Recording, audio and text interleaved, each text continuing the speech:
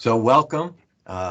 Happy new FY21 fiscal year for those of you who deal with state government.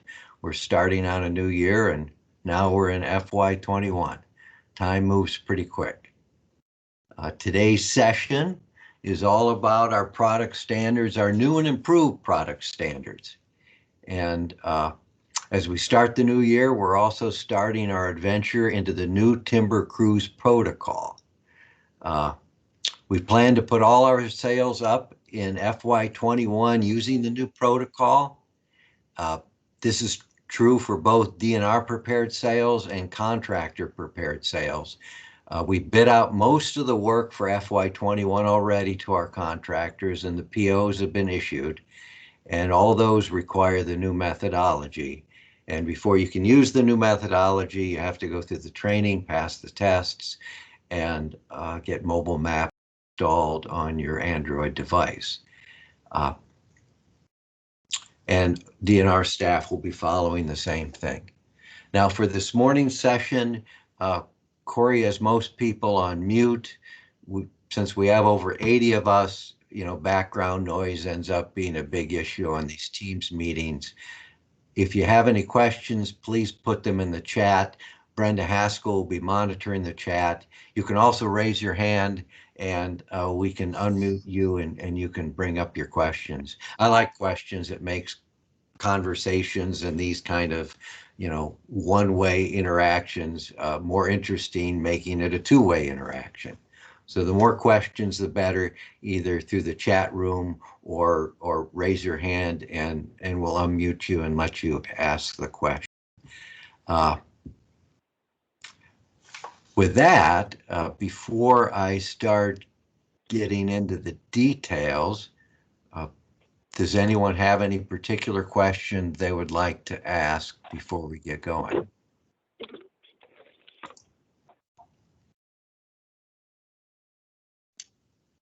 I don't see any raised hands, and I don't see anything in the chat. So I'm assuming there's no glaring issues. And with that, I'll get into it then. Okay, cruiser certification. So the basics is that to cruise timber for the DNR, you have to be certified, and that's always been our standard, and that's not changing. And in fact, the requirements for certification are staying the same, just the information you're going to be tested on is a little different. So just as always, there'll be a classroom session required for certification, and basically that's today's session. And we're taping or recording today's session, and that should be available online for Wednesday. So anyone who's missed today's session or that wants a refresher, that should be available starting Wednesday. We're also going to have a written test, a new written test, and a field test. Again, the basics of how we've always done cruiser certification are the same, classroom, written test, field test, and we'll be continuing that. Again, as I mentioned. Doug, yeah. Can you hold on 1 second? Sorry, this is Brenda. We've got one person saying they can't hear you. If you are not able to hear Doug, it could be your device. If there's more than one problem having the more than one person having this problem, please raise your hand or put something in the chat box. If not, we're going to keep going, because if you cannot hear Doug, try logging out and logging back in, and we will bring you back into the meeting. Sometimes it's a device issue when you first log in, is what we've noticed. Sorry, Doug, keep going. The other thing, Brenda, is they could click on the 3 dots in the menu and go to device settings and ensure that they have, the device set up properly. There's computer speakers or what it may be. They need to have a proper audio device set up there in the device settings. Excellent point. Thanks, Corey. Yeah, this technology can be a challenge. So hopefully, Dave, if you still can't hear me, perhaps there's an adjustment you can make.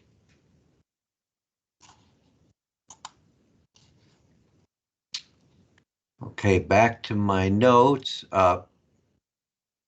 Everyone's going to be taking the same test, but just as an FYI for DNR staff and for contractors, where you take the test is a little different. So for DNR staff, everything we'll be doing will be going through something called the Michigan Learning Center. It's a website. It's behind the state firewall, so that's why only DNR staff will be using that. It's not accessible to folks outside this firewall, non-state employees. In addition to the test, which will be available through the Michigan Learning Center, all the training videos will be posted there. And along with the training videos, there'll be a short test after each training video to make sure you looked at the video and just didn't skip through it. It'll also help in learning the material. Another reason we're using the Michigan Learning Center is we're trying to track who's taking the training and to ensure that everyone has the training. One thing we've never been that good at in our division is keeping track of training. Therefore, auditors and other folks have encouraged us to use this Michigan Learning Center, a formal place to keep track of training. The videos that are in the Michigan Learning Center will cover all of Mobile Map and Inventory Manager. Both softwares will be using in the new protocol. And as I mentioned, the Learning Center will track each person's completion of the material. For the contractors, you'll be going to our website online. We have a website at www.michigan.gov/timbercruise, which has all the information you should need about our new cruise protocol. You can also get there from our main commercial timber sales page, which is www.michigan.gov/timber. So either of those pages, michigan.gov/timbercruise or michigan.gov/timber, will get you to the information. From that page, you'll be able to access all the videos and you'll be able to take the test. Your test will be through a different software, Microsoft Forms it's called. It's basically like Survey 123 or SurveyMonkey or any of those survey tools. The questions will be in there and you'll go through that. When you're done, you'll hit done and we'll get the results and be able to tell you how you did. For the contractors, you'll only be getting mobile map training, which is the software that runs on your device, not Inventory Manager, which is the behind-the-scenes software that crunches the numbers and creates the reports and the volumes. There's a little more training for DNR staff related to both mobile map and Inventory Manager, as DNR staff will be responsible for setting up the cruises to set the parameters of the cruises. The contractors will then take the parameters and use their device to collect the data. So in addition to the online learning and the test that goes with that, there's the field tests. And there will be one field test in Gaylord, the Gaylord area, and one field test in the Marquette area. Those sites are being finished up right now. Tim Greco will be the contact for Gaylord, Bob Tilka for Marquette. Once you then finish the online training, the written tests and get an 80% pass, and the field tests and get an 80% pass, then you'll be ready to cruise the new system using mobile map. Another thing we're doing is, because we're changing a lot of how we do business, we've set up some test field sites that are available to people to look at on their own or with DNR staff on site. So we have 8 field tests for sites, 4 in the LP and 4 in the UP. Each site has a red pine stand, a jack pine stand, and a northern hardwood stand. The Lower Peninsula has a mixed aspen oak stand, and the UP has a mixed aspen stand. We have field days coming up. The first field day is this Thursday for the UP, the 8th, and the LP field day is going to be Wednesday, the 14th. Now, because of COVID precautions, reservations are required to attend the field day so we can spread people out throughout the day. We'll have 2 DNR employees on site to answer questions for the day.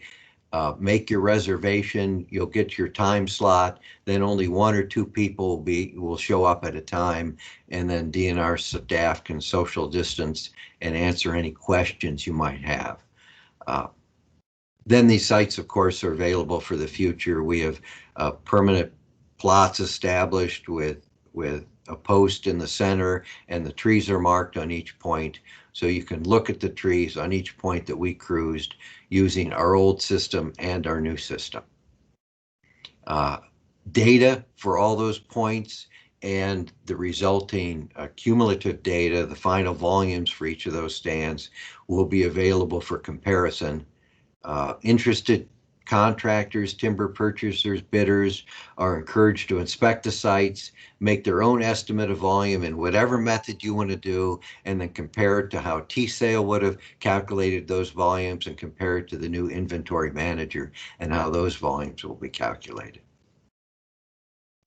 If you're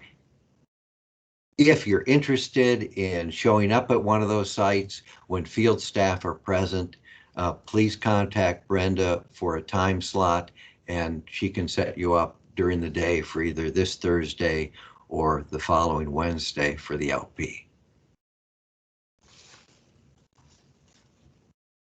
Okay, that's the background of where we're at and what we're doing. Before I get into the product standards themselves, are there any questions? Anyone want to raise a hand or type a conversation or take yourself off mute and have a question? Nope, nothing? Okay. With that, Brenda, can you see my PowerPoint slide, product standards for state forest management? Absolutely can. Okay.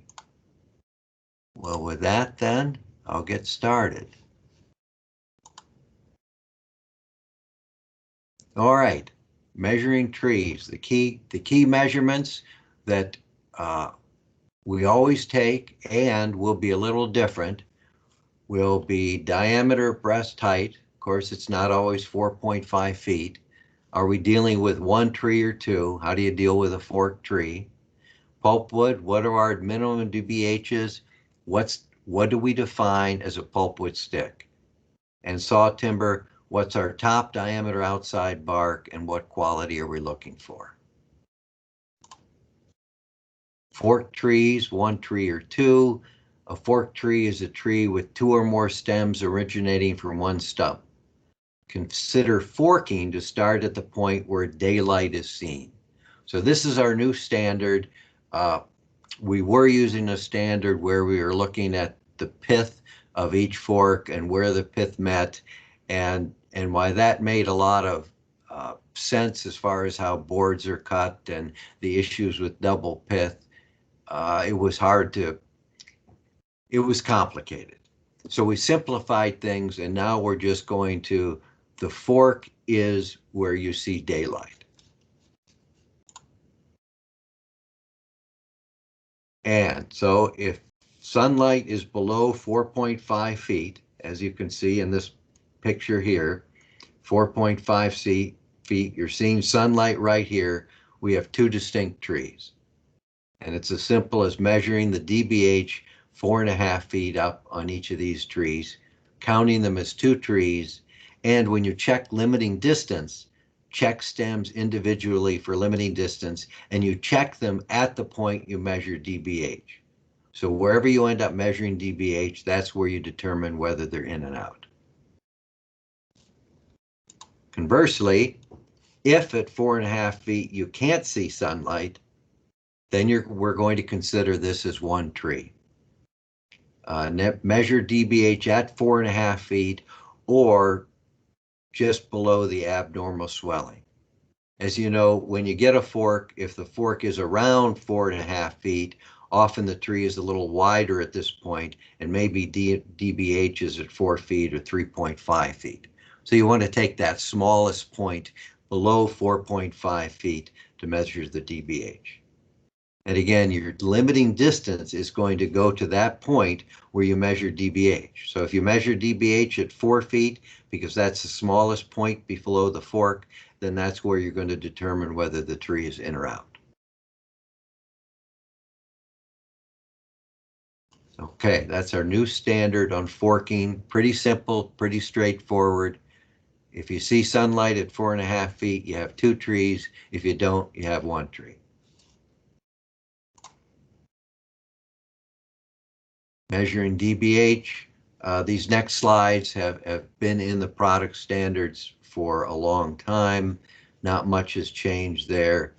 Go 4.5 feet regardless, measure the diameter, go to the high side. If you have a fallen over tree, go from the root collar.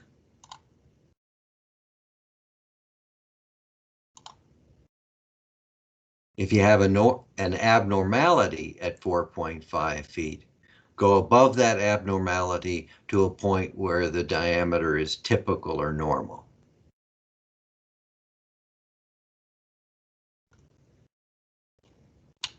If you have a slope, go on the high side. If you have a branch at 4.5 feet, go right above that. Here's an interesting case here. If the tree's leaning, your first impression might be to go on the high side, but if you do that, your diameter is going to be low.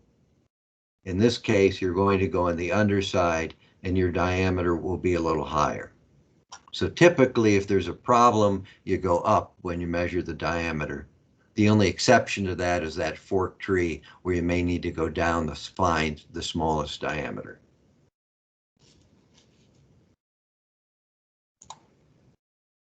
Okay, product standards. What makes a pulpwood stick? So it needs to be 100-inch long, 8 foot 4 inch. That's always been our standard. One thing we're changing is at the small end, diameter outside bark is 4.0 inches. In the old product standards, it was 4.5 inches. Now it's 4.0. This isn't a big change in how you cruise timber, but it is something that may be different on the test and might even be on the test. Minimum DBH is 4.6 inches, and that's in what we're calling the 1-inch class. Our 1-inch class would be for 4.6 inches to 5.5 inches. So the smallest DBH class we have is 5 inches. I'll discuss this a bit more later, but Mobile Map accepts diameters to the 10th of an inch. So if you have a diameter to a 10th of an inch, please enter that because the volumes will be more precise. But also we're going to 1-inch diameter classes, not 2-inch diameter classes. So if you are entering diameters and you're estimating them, you're going to enter 5, 6, 7, 8. You're not going to enter 6, 8, 10, 12. We're doing away with the 2-inch classes. We're now only going to a 1-inch class.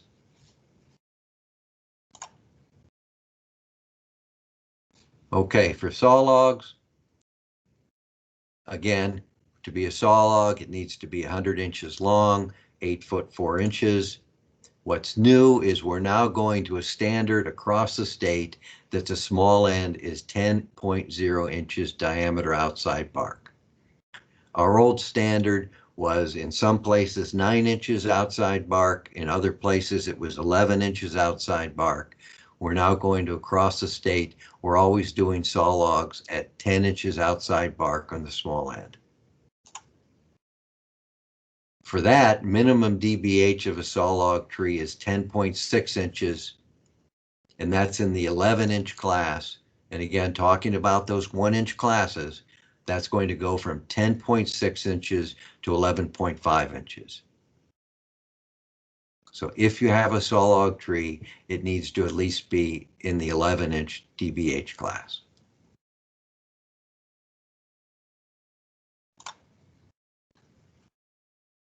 saw log specs, a hardwood and softwood quality. So you have a log, it's 100 inches long, 10 inches at the small end, outside bark. Okay, what quality does it need to be a saw log? Our old standard was that for softwood, it needed to just be 50% usable wood. We're now using that for both softwood and hardwood. And the only standard for hardwoods is that it needs to be suitable enough to cut a board through it.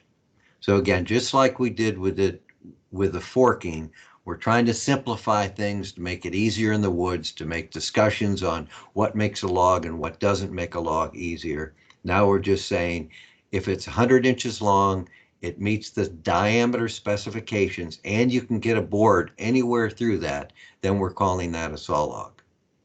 Our old standard was that it had to be a grade 3 log, and as you all know, determining whether a log is a grade 3 above the butt log is pretty hard. You look 30 feet up in a tree and you're trying to decide whether that's a grade 3 log or not. It's almost impossible. So now we're just saying, if any log meets our diameter specifications and you can get a board through it, it's a log. Simple as that.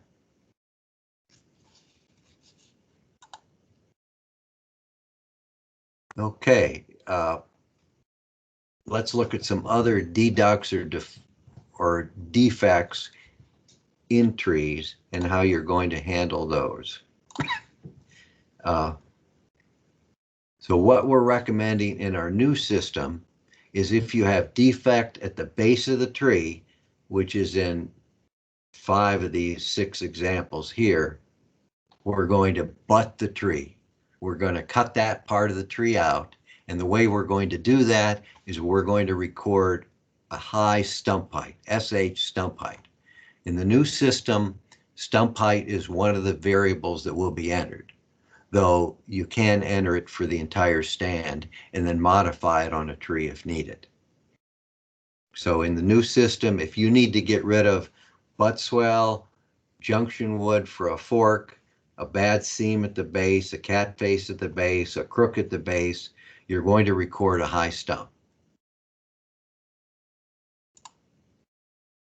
Now for defect in the upper stem, we have 3 different ways you'll be dealing with this. Here's an example of defect in the upper stem.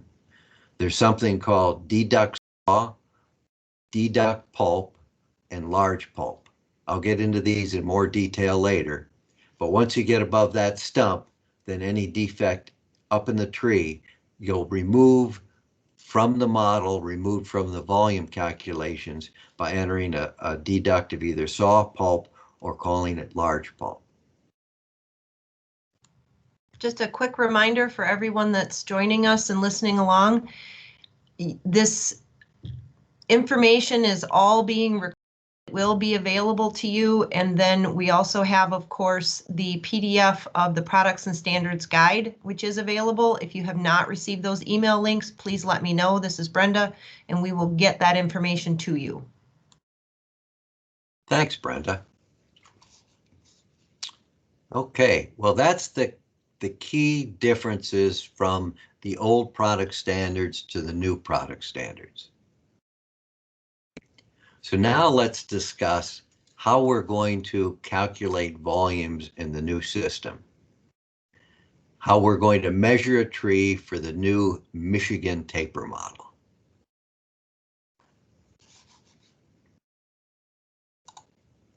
Now here's some artwork I created. If anyone's interested in my artwork, I am available on commission basis because I'm sure these will have value someday. Let's start with a tree. A taper model calculates the volume of a tree from the ground to the tip. So everything from the ground to the tip is calculated in cubic foot volume in a taper model. The same model can also be used not only to predict volume in this cylinder, but also diameter at any point up the stem. So therefore, what we're looking for is measurements that will tell the model what the taper of the tree is from the ground to the tip. And that's the key to the new system.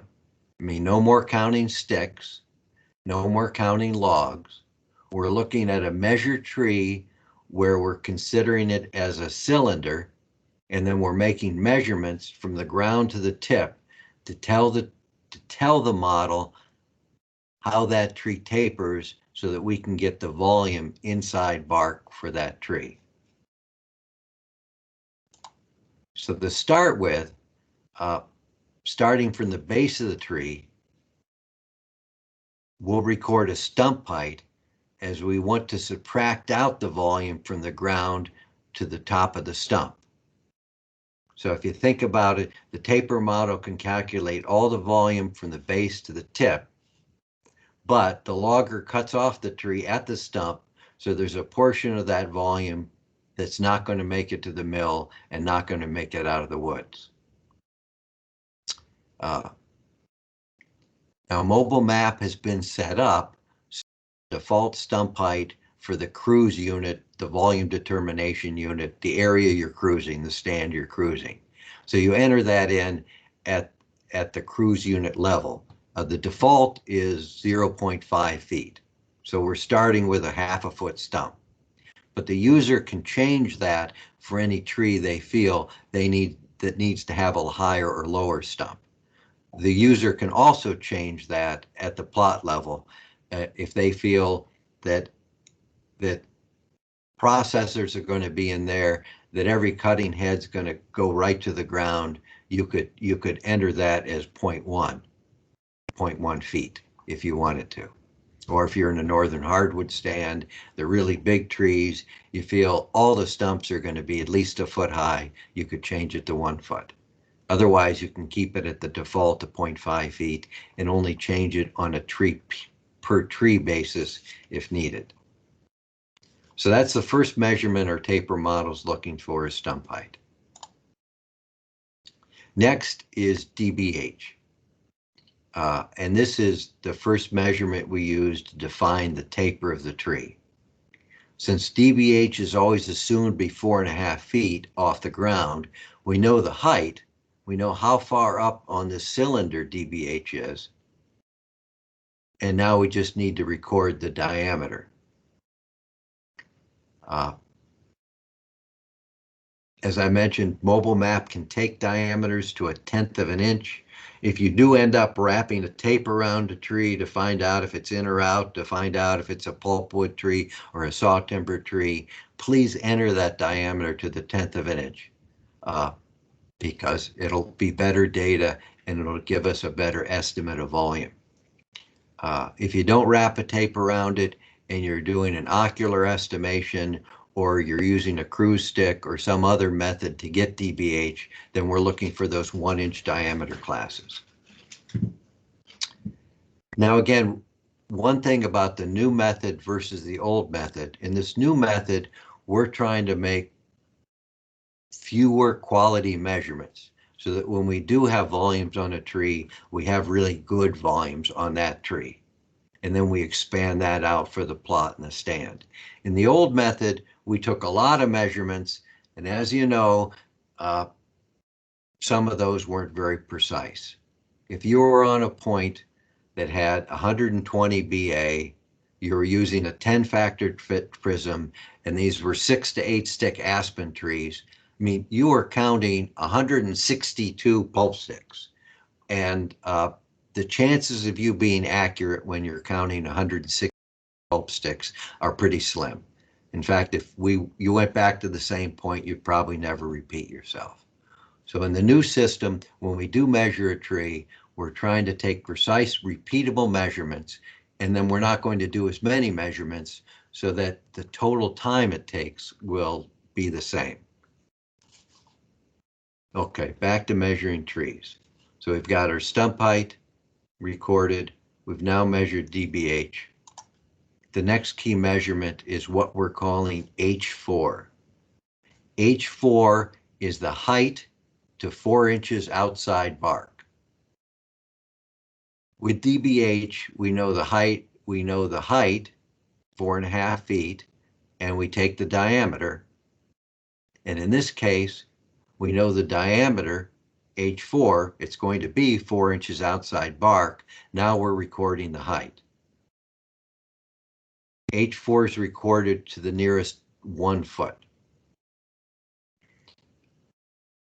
Basically then, if you know the species of the tree, if you know the DBH, and you know the height to H4, that's all you need in our new model to predict volume for a single stem tree. Those are the key measurements. Now in our check cruising, there will be ranges for how you're evaluated, how close you get to these numbers, both DBH and both H4. I think DBH will be basically plus or minus 1 inch. H4, if the tree's up to 50 feet, I think it's plus or minus 3 feet. If it's 60 feet, I think it might be plus or minus 4 feet. Don't quote me on that. I don't have the check cruise standards in front of me, but that's basically the ranges we're looking at for check cruising.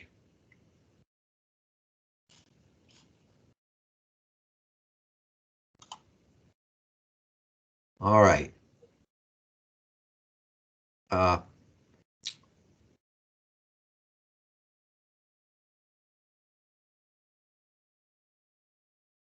Mobile map, and even T-Sail for that matter, calculates volume in cubic feet. It's the cubic foot wood within the bark, within this white part of the tree. This is a more precise measurement than using cords or all the numerous board foot rules that are out there. It's the cubic foot volume within the bark. But since our bidders are used to seeing cords and boards, on our prospectus, bid form, and contract, we are going to show board feet and cords. But we're going to get there just using a simple conversion.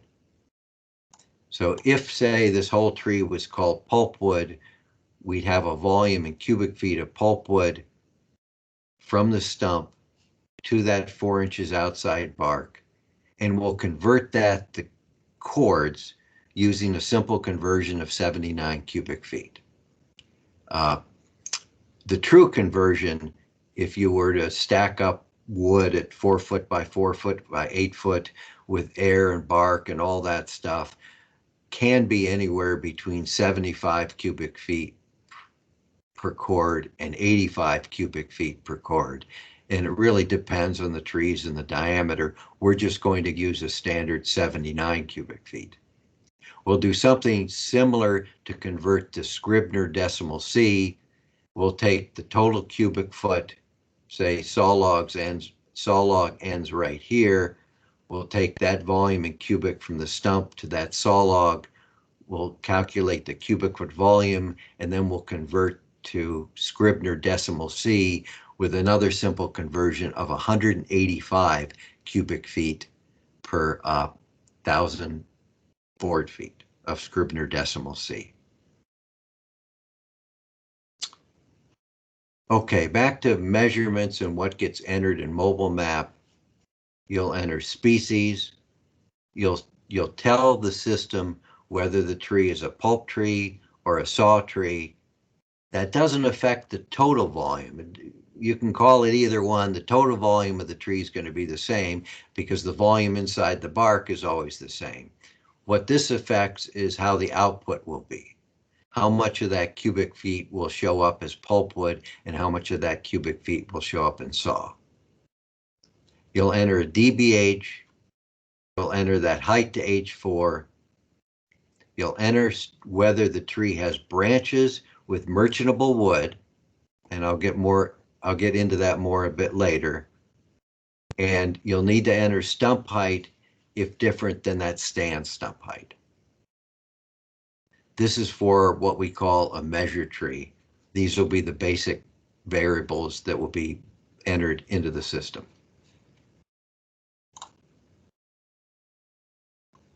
Just for a point of note, if you were to have a white pine tree with a 1-foot stump, 22-inch DBH, 77 feet to H4, no merchantable branches, would be 100 cubic feet. That might help get an idea of what we're talking about when we discuss cubic feet of wood. So a large white pine basically would have around 100 cubic feet.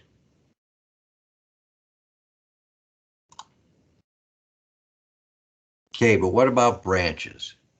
Branch volume. Studies that we've conducted show that about 10% of the merchantable volume of a stand is in branch wood. A traditional taper model does not account for this, as it only estimates volume in the main stem. Taper models are used all over the country. They're the primary way people calculate volumes, but they're only made for that single stem tree. Of course, this works fine down south, where you're just looking at southern pine. It works well out west, where you're just looking at pines, firs, cedars, again, single stem trees. You get to the Great Lakes, of course, we have sugar maple, red maple, white ash, yellow birch, etc. And there's volume that isn't in the main stem. So what do we do about that? So Dr. McFarland developed a simple and easy way to estimate volume in the branches.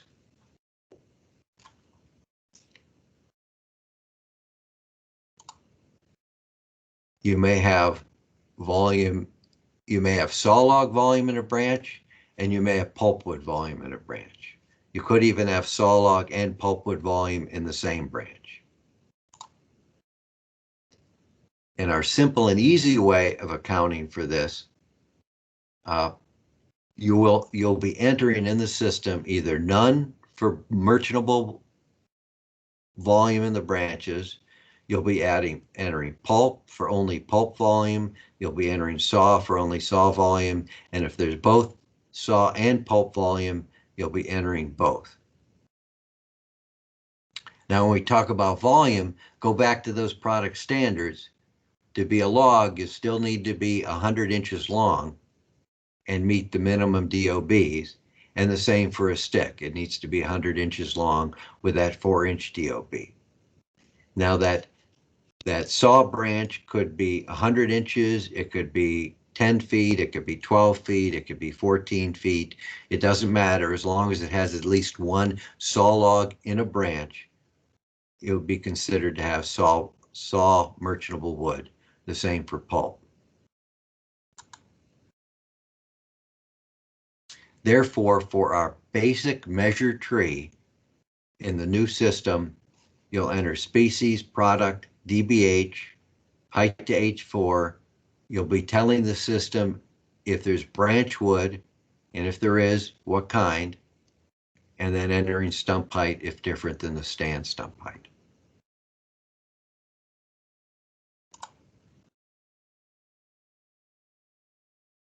Now, I haven't mentioned saw timber.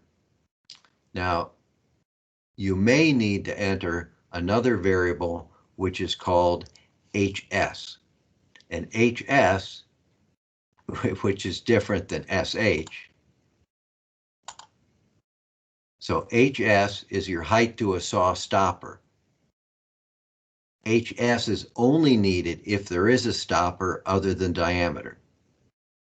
Remember that a taper model knows the diameter of the main stem at any height.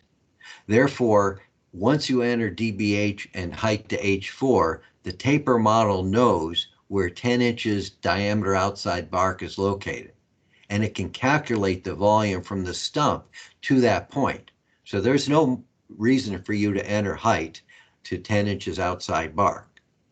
The only time you need to enter a height for saw is if saw volume stops before it gets to that limiting diameter. That point where that 10 inches outside bark, in many cases, the model can actually predict that location better than you can predict it. So it'd be better if you didn't, and we don't enter HS unless it's needed. Now, when would it be needed? It'd be needed if there's a stopper such as a fork or a large branch where you can't have saw timber beyond that point, and you haven't reached that 10-inch DOB. It also means when you enter an HS that there are no other saw logs above that point, that everything above that point is pulpwood. Now, this length to HS from your stump to HS could be any length. Now, but it needs to be a minimum of 8 foot 4 inches. You need to at least from your stump height to HS have one saw log. But this length could be 9 feet, 10 feet, 12 feet, 14, whatever. We're not parsing out number of saw logs. We're only recording the amount of saw log length in the tree from the stump to that HS. Again, on most trees, you're not going to need to enter an HS.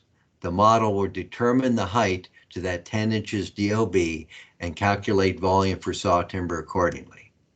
But in hardwoods, which will happen a lot of time, or half the time, or a number of times, you'll need to enter an HS because the length of hardwood saw logs will stop before it reaches that 10-inch DOB.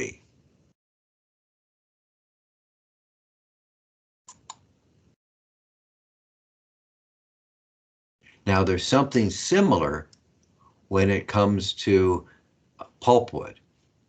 Again, what if you can't get pulpwood up to the diameter of 4 inches outside bark?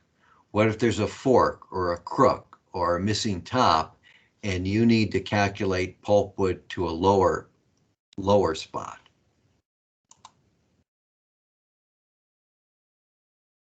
So like HS, height to saw stopper, HP, height to pulpwood stopper, is only needed if pulp sticks can't be cut to that 4-inch DOB. This could occur from excessive branching or a crook. Note that we aren't counting logs and we aren't counting sticks. As least one stick in the main stem of the tree, we are calculating pulp volume. The length of pulp has a minimum of 8 foot 4 inches, but it can be any length greater than this. HP is only recorded if there is a stopper that prevents that section from being a pulp stick. So just like HS, if, for my little drawing here, say that you know the logger is going to stop cutting pulp at this point right here because of this branch. H4 is right here. You can't get another stick between here and here. Therefore, you're going to need to record an HP because you can't have a pulp stick or any part of it above that point. Now, note that you're still going to record H4 because even if we don't calculate volume up to H4, the key variables for the model are H4 and DBH. So if we can record DBH and H4, we always need to do that because then the model calculates total volume between the ground and H4. And then it uses these other measurements, HP, HS, stump height, to parse out what to do with that volume. So again, if H4 exists, you always record it, even if we're going to stop cutting pulp at HP. So Doug, we have a question. Okay. It says, using your current image, how do you determine which is the main stem and which is the branch? Okay, the main stem is going to be the stem with that's the dominant stem. You look at a tree And in 9 out of 10 cases, even if it forks, there's going to be a stem that you can consider dominant. And in my picture, this would be the dominant. In the old standard, we had some wording about value. So say this was all pulp above this branch, but this was saw logs in the branch. In the old standard, we said, okay, we're going to go up the branch because that has the most value. We're doing away with that. Now we're just looking at the tree and looking at what's most dominant. And why we're doing that, why we are doing that is because of that taper model concept. We need to determine what part of the tree is this main cone, is the main stem, the dominant stem for the taper model. And that's where the volume's coming from. And then the branch wood comes from a separate formula that attaches volume to that main taper model. So again, look at the tree, determine the dominant stem, and that's where you're going to have your DBH, your HS, your HP, your H4 on that dominant stem, and then everything else is considered a branch.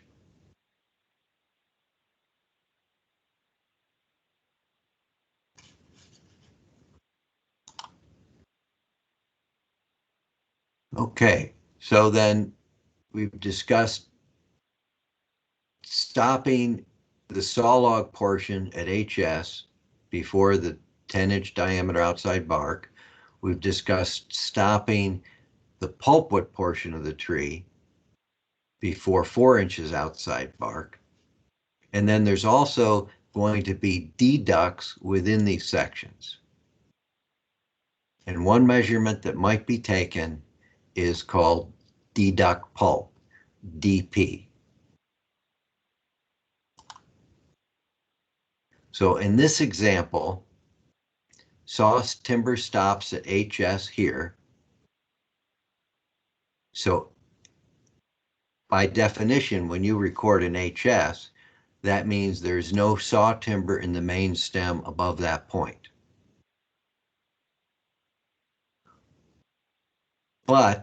And in this example, the diameter of this branch, sawlog branch, is at least 50% of the diameter of the main stem. So that's going to be a deduct. The logger is going to cut this out because it has the double pith and it has whatever crook and form problems from a branch. So now we have a section of what we're going to call deduct pulp.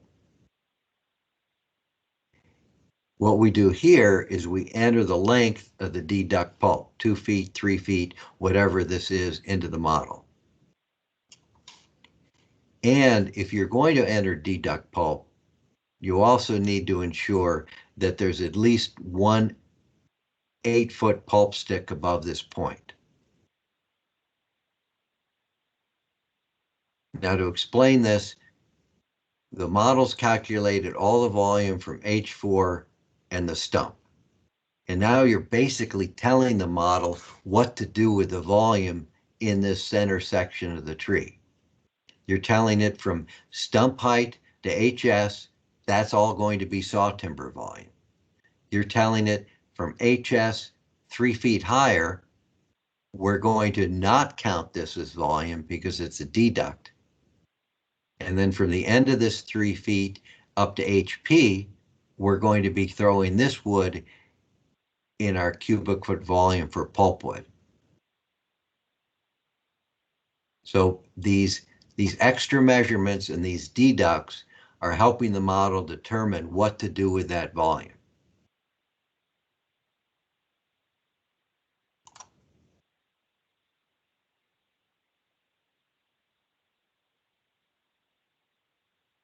Now, similarly, there's a measurement called DS, length deduct saw timber. In this example, say there's a large hole in the center of the saw timber section. Now, for a deduct saw to occur, there needs to be at least 100 inches of saw log above this point before HS and 100 inches of saw log between the stump height and that defect.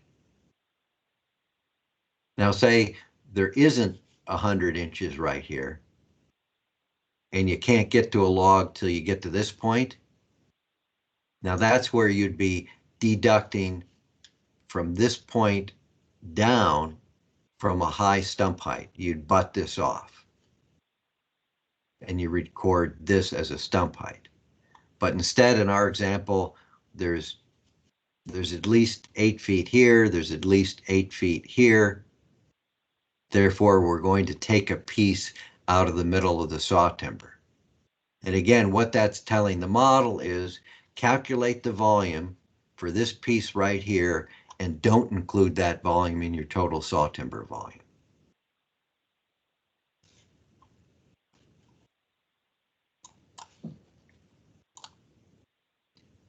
Now, there's one other example of a deduct, but it's kind of a deduct add-in.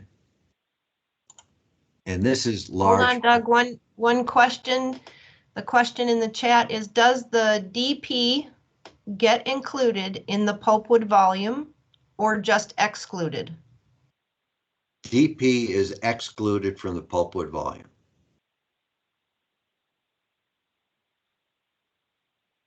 And DS is also excluded from the saw timber volume and is not included in the pulpwood volume. But now with this large pulp, this is volume that's in the saw timber portion of the tree that we can't get a board through, but we know they're going to throw in the pulp pile. In this case, we're going to exclude large pulp from the saw timber volume, but take that and add it to the pulpwood volume. So we're not losing that volume. Now, to be considered large pulp, it must again be 100 inches long, and that 100 inches must be in the saw log portion of the tree.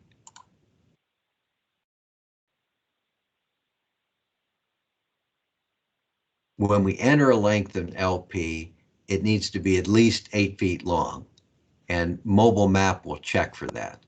If you enter an LP, a large pulp deduct of 7 feet, you're going to get an error in mobile map. And it needs to be at least 8 feet, but it can be 9, 10, 11, 12 feet, any length, 8 feet or greater.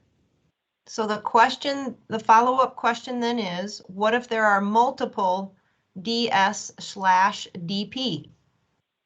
So if there are multiple occurrences of a DP or multiple occurrence of a DS, just add them together.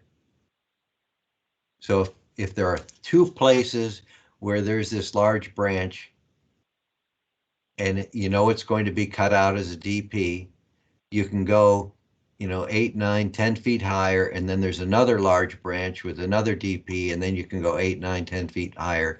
You just add this 2 feet to that 2 feet of deduct and put 4 in the system. Now you might think, well, that doesn't seem very precise, and you'd be correct. What we're trying to do is we've considered the effort it takes to take the measurements with the output, the volumes you're getting at the other end. Now, ideally, if you wanted a very precise estimate of volume, you'd need to tell the model where this 2 feet is in the tree. I mean, if this starts at, say, 22 feet up and ends at 24 feet up, to estimate this volume precisely in this 2 feet, you'd need to tell the model that. And it would know, if you told it, take out 2 feet between 22 and 24, it could do that. But that's a lot of extra work for you. So what we've developed in the model is a compromise where you enter a length, it takes an estimate of the volume of that 2 foot. So this 2-foot pulp deduct is the average 2-foot in this entire pulp length. It's not this volume from 22 feet to 24 feet. It looks at all the pulp volume and says, what's the average volume of 2-foot within this section? And that's what we're using. And again, if you have two places and you add a 2-foot deduct to a 2-foot deduct and enter 4, just going to look at what's the average of 4 foot of deduct in this piece. And that's what we're going to use. So we made this simple. Just add the feet of deduct together and enter it in the system. By making it simple, it's not super precise, but over the course of an entire stand, we think the outputs will be reasonable. So we have two questions in the chat. The first one is, do you include deductions on the branches? And I'll wait for the second one until you cover that one. No, no deductions in the branches. Okay, second question. When you say a log just needs to saw one board, does that mean it just has to be sound regardless of quality? Yes. Again, we've simplified this. If you can cut an 8-foot board minimum out of that, the quality doesn't matter as long as the board holds up.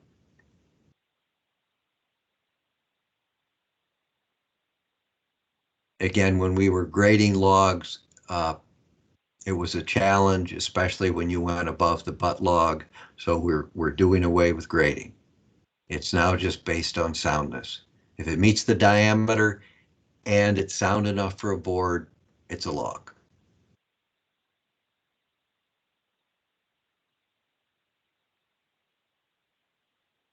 Any other questions?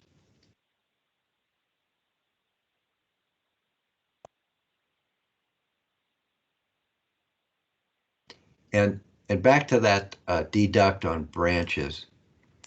Again, we could have made the model more complex and more precise if we took more measurements on branches. But again, we wanted to keep the field procedures simple and straightforward. So the branch estimation model is not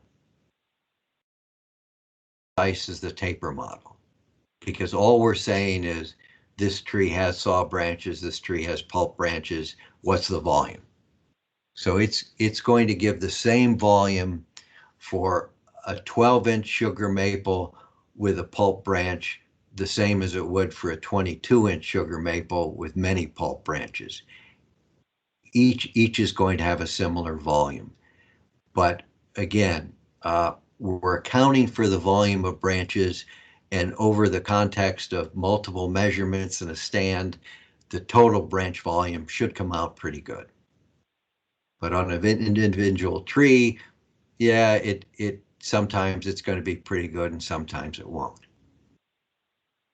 But that's that trade between how many measurements do you take on a tree in the woods and how much effort is that really worth for your end result, which in our case is either an inventory cruise or a timber cruise.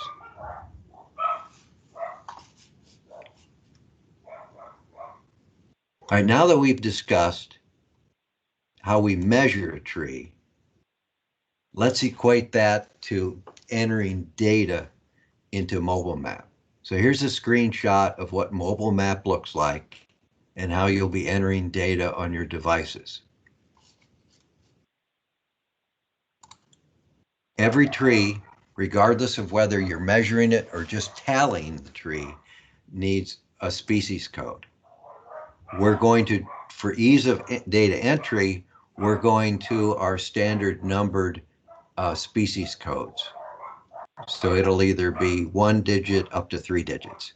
The traditional sugar maple is a 1, red maple is a 3, etc.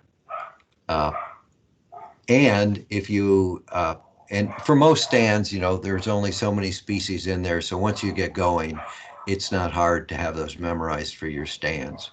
If you do need a refresher on a code, once the species block is highlighted. If you hit the question mark button up here, it'll show you a list of all the species codes. We decided not to go with something like a drop down because, as you know, we have a lot of species in Michigan, and if you had to do a drop down every time, that would be time consuming. If you just know that sugar maple is 1 and enter 1 here, it's a lot quicker. Okay, product. Again, this isn't used for calculating volume, it's used for telling the system what to do with that volume.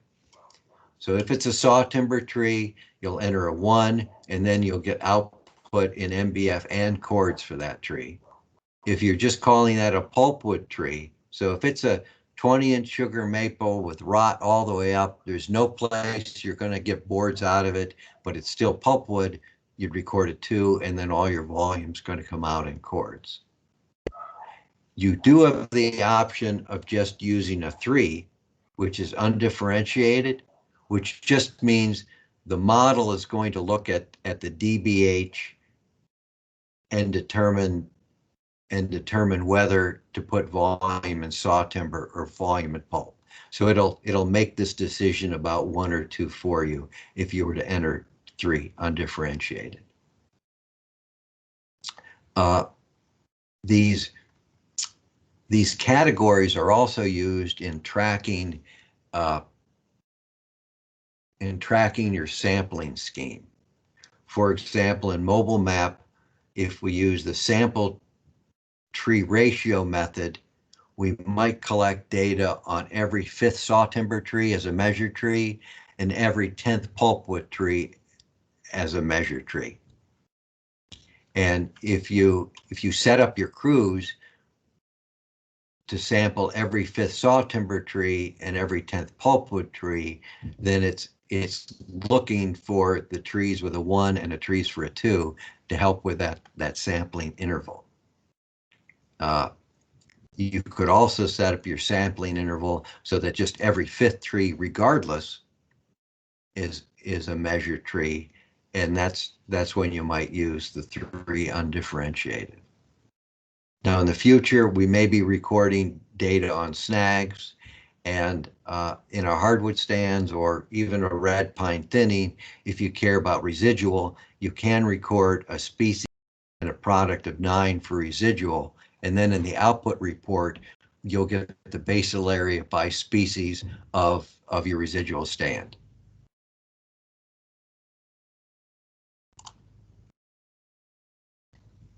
Now, for all trees, species and product are required. You only need to collect DBH on the measured trees. So if you look at the last column on the right in mobile map, you'll see an M or a T. M means this is a measured tree. T means it's just a tally tree. For a tally tree, it's only DBH and product. We'll go over what you may enter on a measured tree. As I discussed earlier, we're now going to a 1-inch diameter class. You'll enter 5, 6, 7, 8 for DBH, or you can record DBH to 1/10 of an inch. And again, if you happen to wrap a tape around a tree and you have the 1/10 of an inch, please enter. It'll give a more precise volume to your estimate. H4 is always required. Again, DBH and H4 are the 2 main measurements that the taper model used is to determine volume of that cylinder. That's height to 4 inches outside bark. If, perchance, H4 does not exist, then you have to enter HP. One example might be a tree with a broken top. The top was broken at 6 inches. There is no H4 above that point. Therefore, you enter HP and you leave H4 blank. Mobile map will check that you have either H4 or HP entered.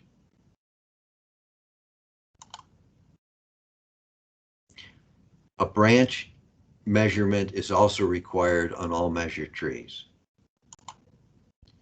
This is merchantable sticks in the branches. So it's not saw log branches and it's not pulpwood branches. It's merchantable sticks within those branches. For example, you could record both because there's one branch, it has a saw log at the base and two pulp sticks above that. That would still be both saw logs and pulpwood are in the branches. And that's it. So for most measured trees out in the woods, these are the only variables you'll be entering. All these other categories are the exceptions, the what ifs.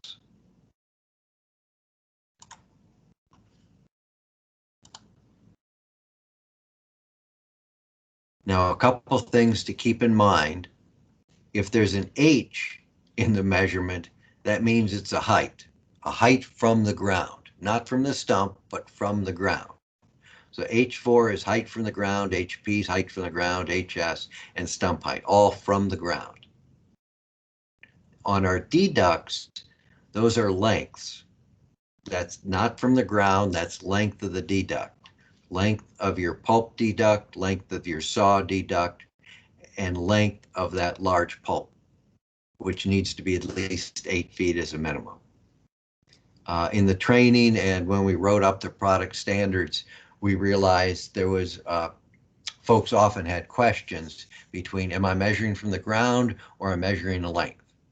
And so this is one way to think about it. If there's an H, it's from the ground. If it's a deduct, it's a length in feet.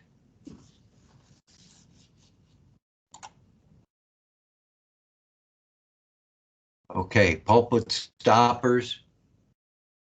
Stoppers are defects that end merchantability.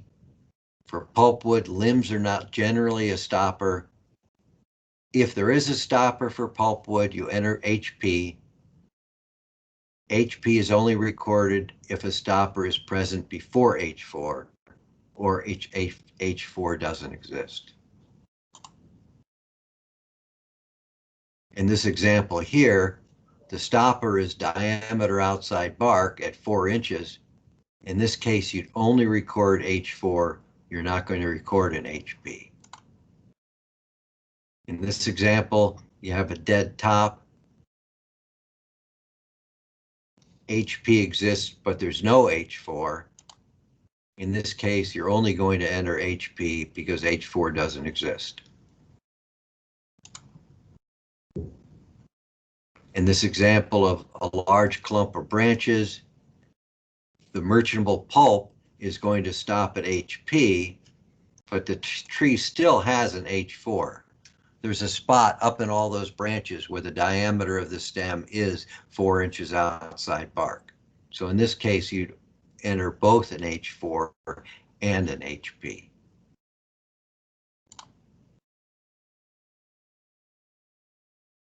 Here's another example where your pulpwood merchantability is going to stop at the crook. So you need to measure and record an HP, and H4 still exists up there, and you'll need to enter an H4 also.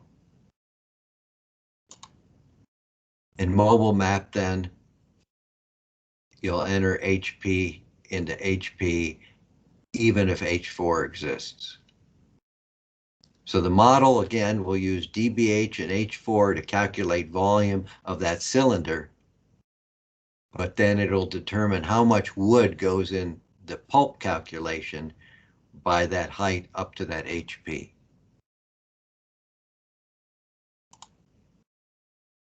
Saw log stoppers. 1 second. 1 second here, Doug. The question is, what is the pulpwood stick standard for sweep/crook? Well, that's an excellent question. I want to see if I can get to the product standards easily. If I stop my PowerPoint, it takes like a minute to start up because it's so big. So let me just say that in the product standards, which are available online right now. There's a section where we actually, Brenda, quizzed both LP at their 2 mills and Verso at their 2 mills on what is too much sweep for a pulp stick. And those definitions are in the product standards.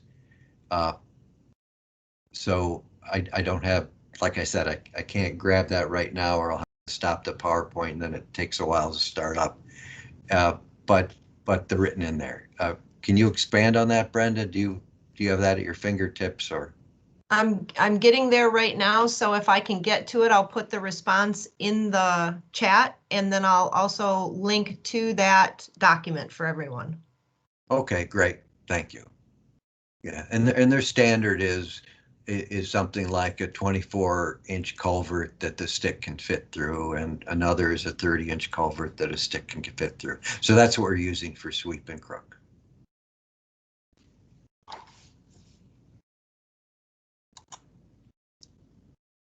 Okay, saw log stoppers are points where you have to end the saw log portion of the tree. If you can cut out a defect and you can get another 100-inch piece above that, that's a DS, a saw log defect, a deduct, not a stopper. Stopper height is recorded as HS. HS is only recorded if the stopper is something other than DOB.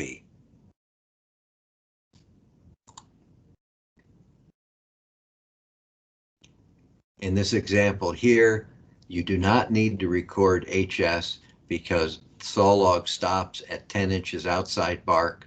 There's no reason to enter that. The model will determine where that point is and calculate volumes accordingly.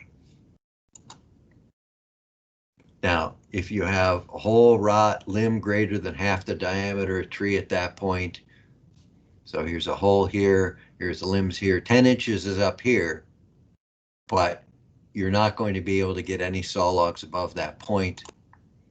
You record, in this case, you will record in HS. Again, you have heavy limbs whose total equals half the diameter of the tree at that point. 10 inches is way up here. Another case where you will need to enter an HS. Of course, saw log to a fork, through a fork. So in this example here, 10 inches is right above the fork. So there's not going to be any saw logs in either of these stems above the fork. Therefore, you'll need to stop your saw log portion just below the fork.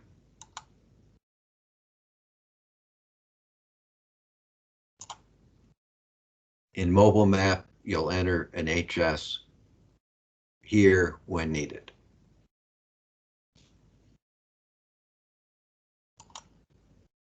Okay, deduct. Sections of trees that don't qualify as a pulp stick or saw log stick should not be counted in the merchantable volume. Starting at HS, saw log stoppers, if you have a fork and you can't get a saw log above the fork in either of the stems, then you would record an HS to the bottom of the fork. And in mobile map, you record that 52 feet to that fork here in the HS column. Now we discussed HP, pulp stopper, HS, saw log stopper. Now we'll get into deduct of pulp and deduct of saw. Sections of the tree that don't qualify for pulp or saw log. Measure these areas of defect to the nearest foot. And if you do record a DP or a DS, you will need, in the case of a DP, there should be at least a pulp stick length of wood above that point. And in a DS, there needs to be at least a saw log length of wood above that point.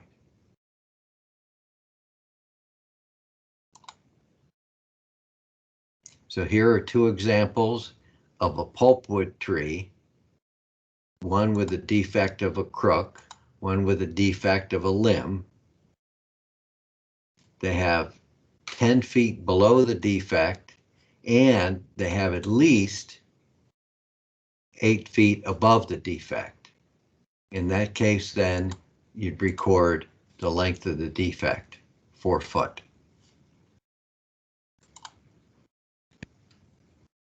Here's a case where you have an area of crook, it's a 4-foot defect, but above the defect, there's only 6 feet. There's not a minimum 8-foot section above the defect. So in this case, there's no defect to record. You're only going to be recording HP. The volume's only going to be recorded from the ground to the start of the defect because there aren't any pulpwood sticks above that point.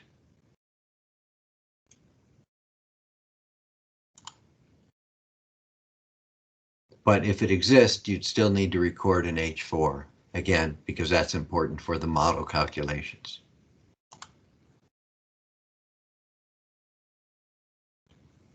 In this example, you have 6 feet below your deduct of heavy limbs.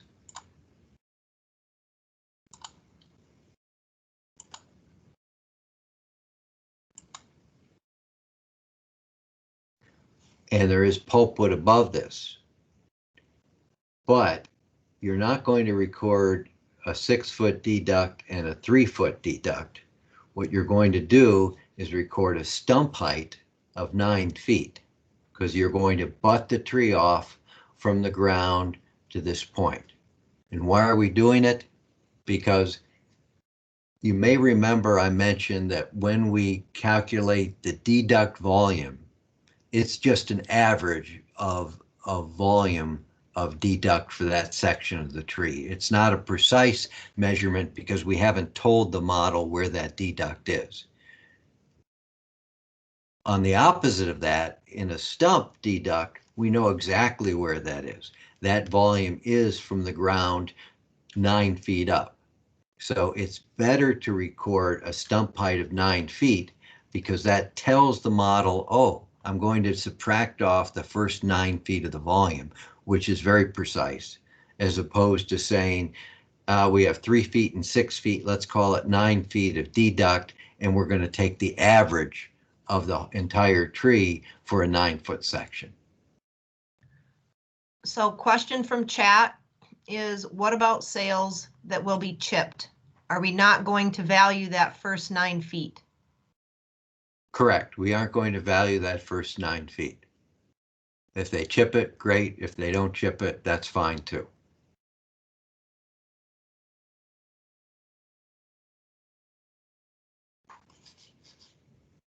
Yep, because our standard, and we could change our standard someday, but our standard is that a tree, for a tree to have value, it has to at least have one merchantable pulp stick in the tree, and a merchantable pulp stick is 100 inches long with a minimum DOB of 4 inches. If the tree doesn't have that, we're not putting a value on that tree.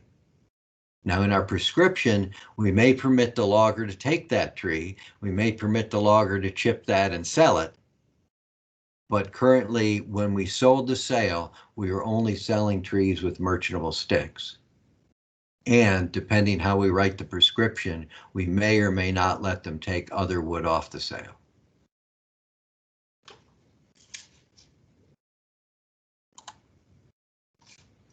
If we did have a stump height of 9 feet, we replace the default 0.5 feet in the stump height column with the 9 feet.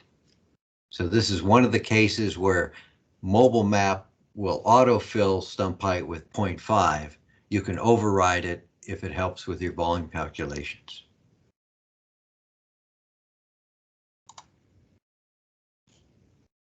Now let's look at some examples for saw timber trees. Here we have two similar trees. One is a crook, one has excessive branches, They each have 10 feet of saw log in the base of the tree. And there's a saw log above the defect. Since there's a saw log above the defect, we're going to record a saw log defect of 2 foot in this case. Here's an example, same trees, but this time the wood above is pulpwood. Now, in this case, are we going to record a saw log defect? No, because saw logs are going to stop at 10 feet.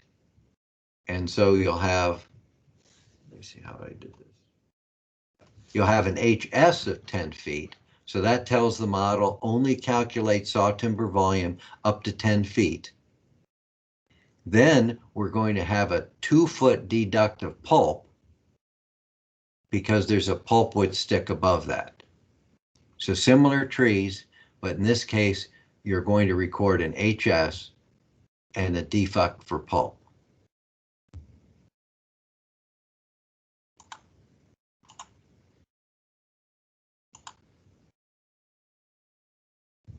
And here's our example in mobile map. You're showing that 10 foot HS and you're showing 2 foot of a pulp deduct.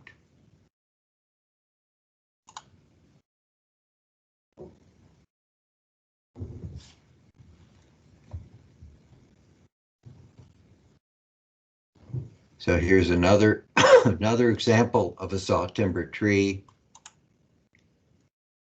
Again, to do, even though this is a large diameter here, and you have 3 foot that you could deduct, above that point, you're not getting a minimum 8 foot section. And because of that, you're just going to enter an HS to that point of deduct on the tree.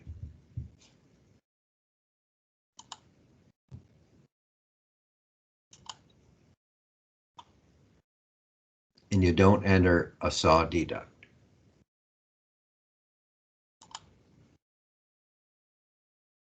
Now you could have a deduct of pulp depending on what's above this 10 inches, which isn't on the drawing.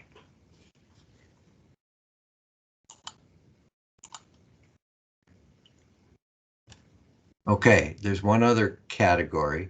What about sections in the saw timber part of the tree that can be used as pulp sticks? What do you do with them?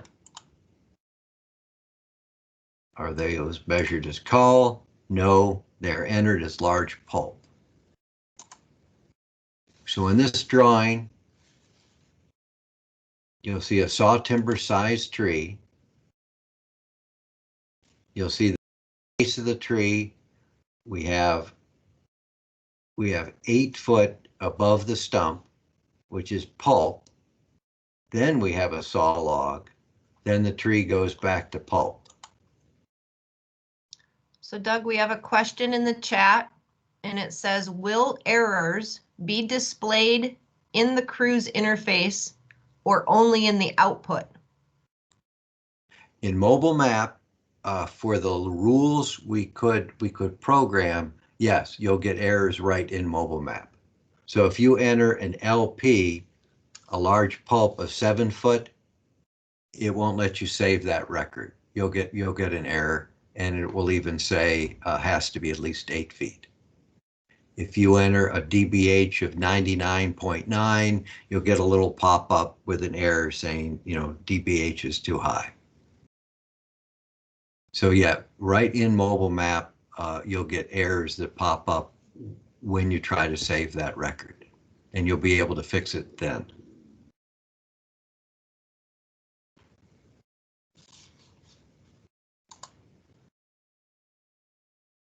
So LP has to be a minimum of 8 feet. There also must also be below a saw log. So the only time you're going to have large pulp is if you at least have 8 feet of large pulp and there's a saw log above that. Say if this section right here was pulpwood, then you just call the whole tree pulpwood. that product. You just enter a product 2 instead of a product 1. And then in that case, on this tree, you'd only need to enter DBH and height to H4.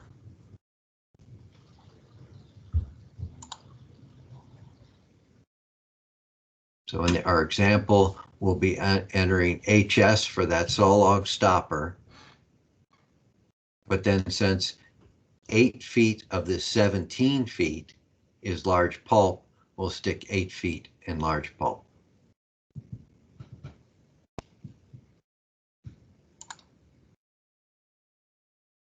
I mentioned this earlier, the best way to handle things where you have defect at the base of the tree is to jump butt the tree, think about the logger cutting out this part of the tree, and we'll jump butt that in mobile map by entering an HS. HS gives us SH, stump height, gives us a better estimate of volume than if we were to use pulp deduct or saw deduct.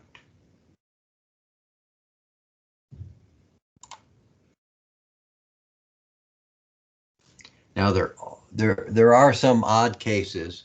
So in this tree here on the right, you know, at 13 inches outside bark, the tree just falls apart. There's no saw logs, there's no pulp sticks, there's not even an H4 up here.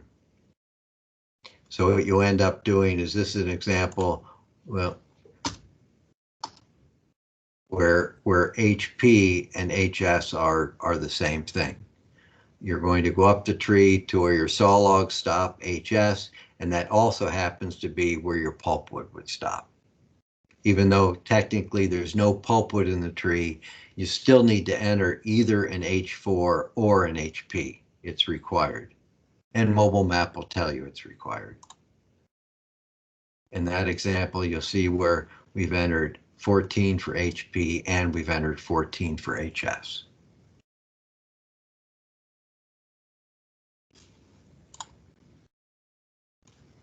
Okay, that's everything. Now let's look at some real trees out in the woods. And these are open grown trees because they're easier to take pictures of, which means they're also kind of limby, but I think you'll get the point. So here's an oak out in the woods.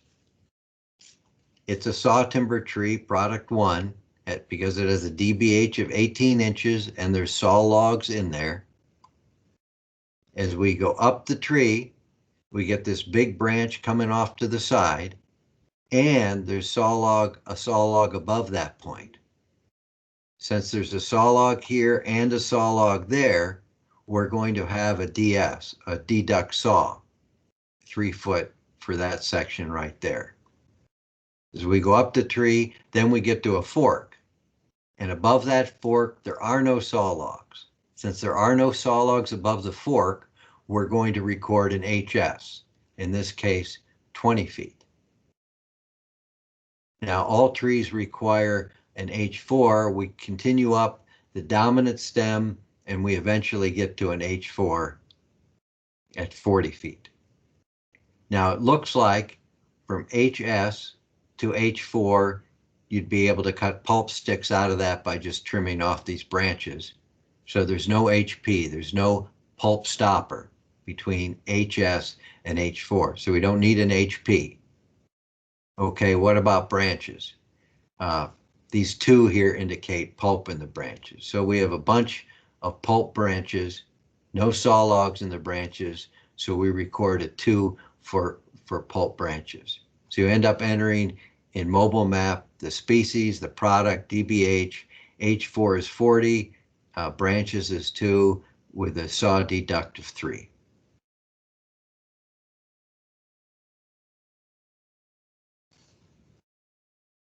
Okay, another open grown tree example. It's hard to see the notes on this picture, but it's a saw timber tree. DBH is 17, so product is going to be 1. Species is an oak, a red oak. We go up the main stem. looks like this branch right here is going to stop our saw logs. So there's no saw logs above this point. You have all these branches up here. So we're going to record an HS. There's definitely an H4. If you go way up the tree here, you'll eventually get to a spot where H4 exists. So you measure a height to H4. Now, you aren't going to get a pulp stick here. So you are going to need an HP. HP is probably right here. You know, maybe there's 8 feet and it's not too crooked right here. There's also a branch here you can't really see that seems pretty straight. But regardless, there's an HP somewhere below H4. And you may need some deduct for this mess right here. And branches, there are pulp sticks in the branches, so you recorded 2 for the branches.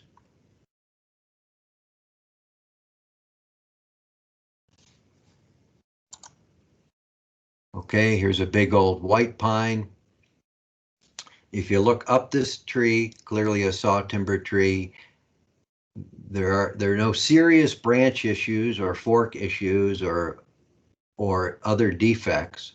So in this tree, you could probably just record DBH, record the product of 1 saw timber, record height to H4, and then let the model sort out where that 10 inches outside bark and how much saw timber is in that tree.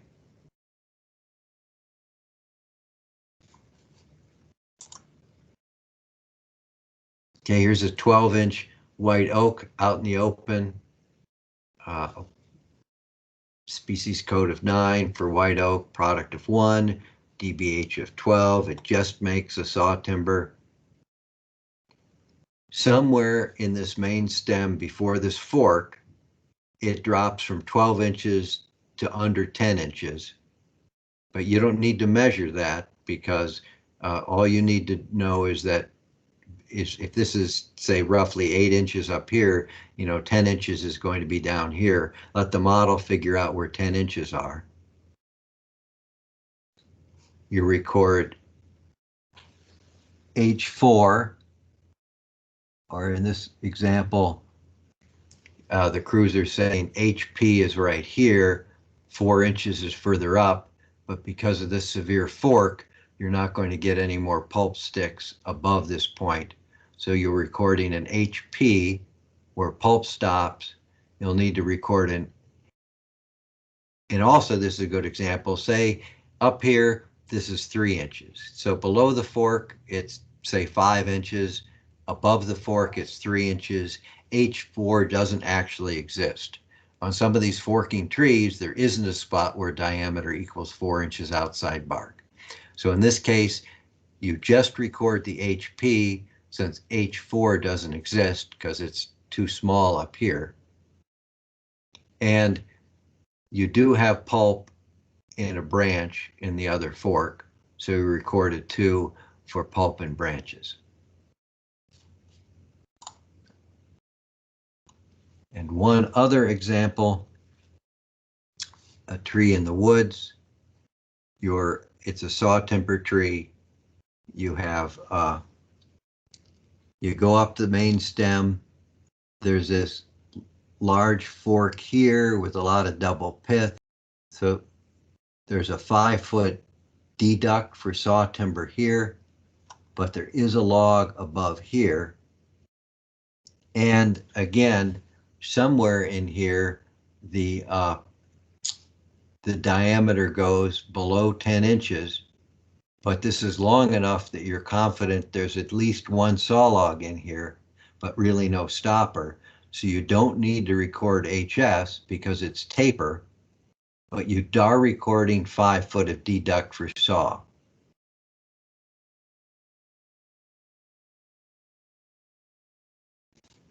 If you go to the top here, there's an H4.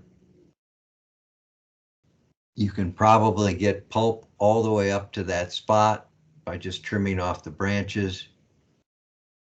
And there's also pulp sticks in the branches, so you'd enter a 2 for pulp sticks in the branches.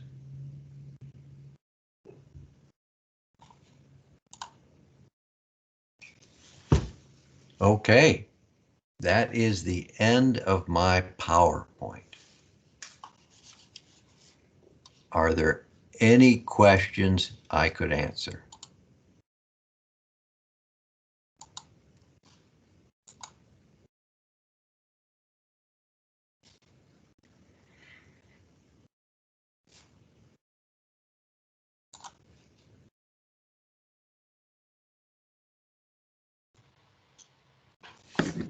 So we have one question in the chat so far.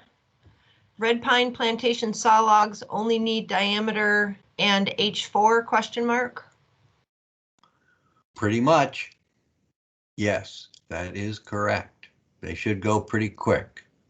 And in something like a plantation red pine, your sampling interval should be, not smaller than like 1 in 10.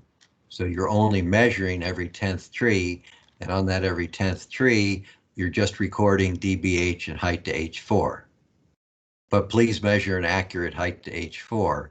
We hope people are pulling out their tape using their instruments to calculate that, because we are looking for a height to the nearest 1 foot.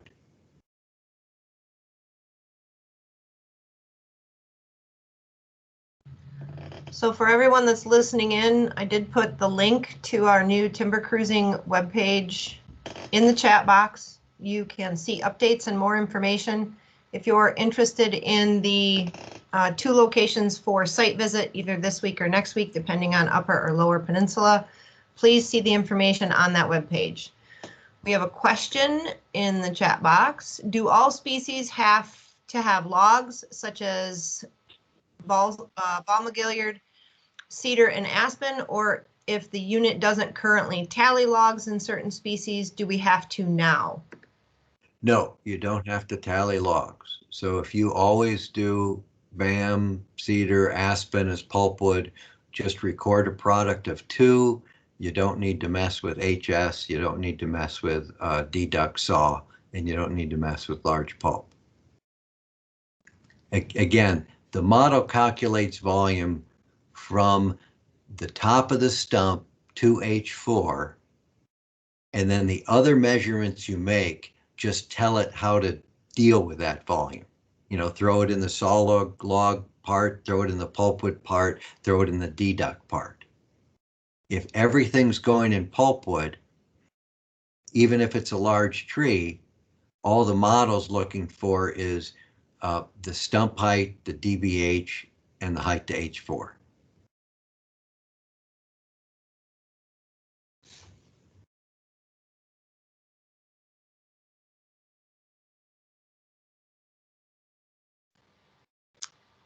Question then is, when will the field/written test be? And that question is coming in from one of our staff, Doug.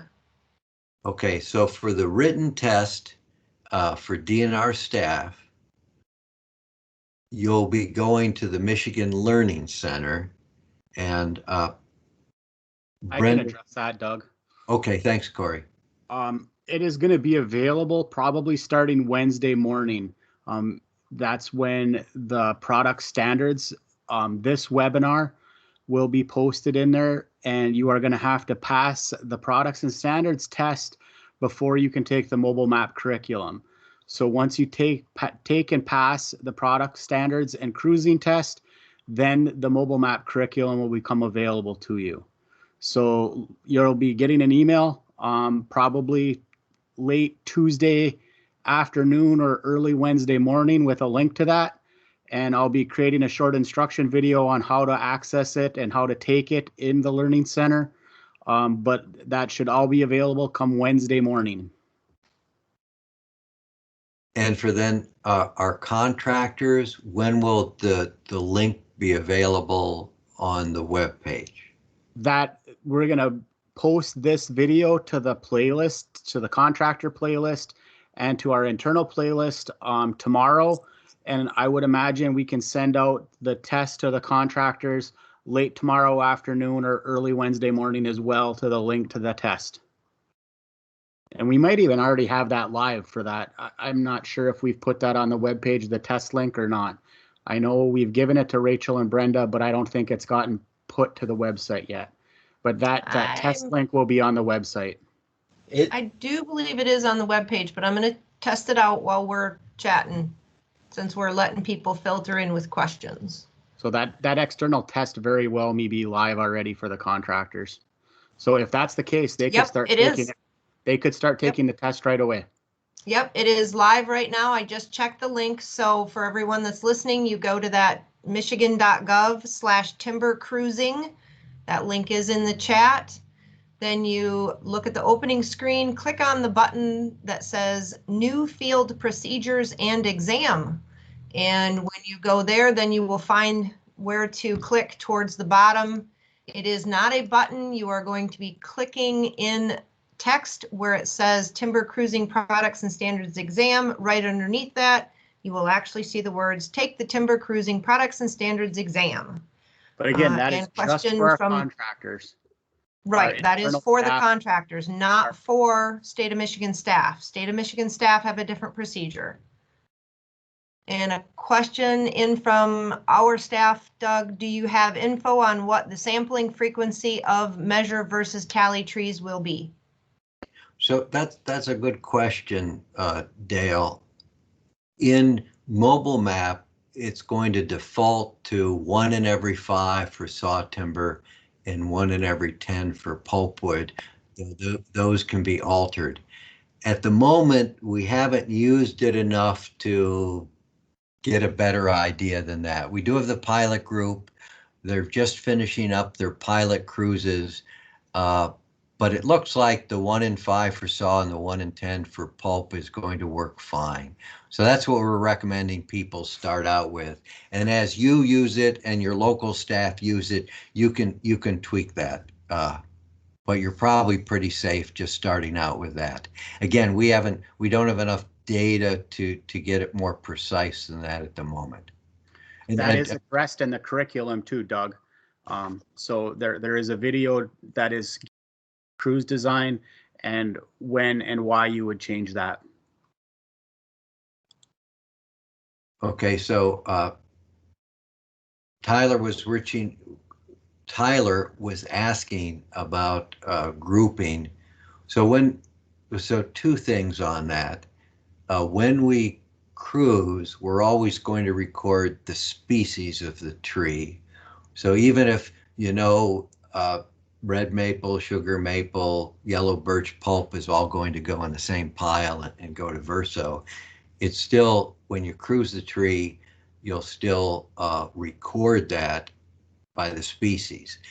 But in your sampling scheme, you could set up every 1 in 10 trees, pulp trees, to be sampled.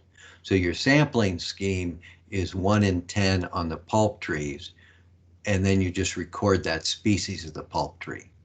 So you don't need a separate sampling category for sugar maple pulp, red maple pulp, yellow birch pulp, white ash pulp. You can just say 1 in 10 on the hardwood pulp.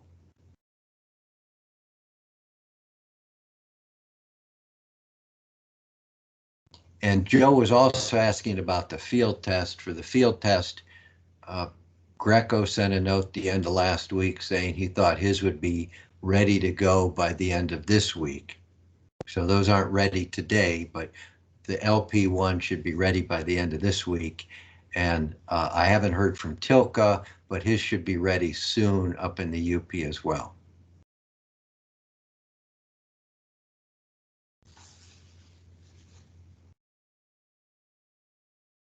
And I can,